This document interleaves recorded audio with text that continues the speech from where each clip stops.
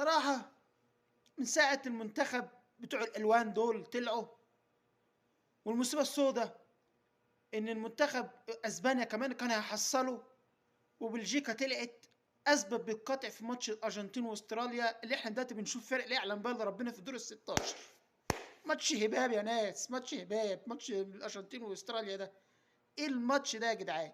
لولا عصام الشوالي بصراحة، لولا الكابتن عصام الشوالي، يعني لو واحد غيره كنا هنشوف ماتش ممل.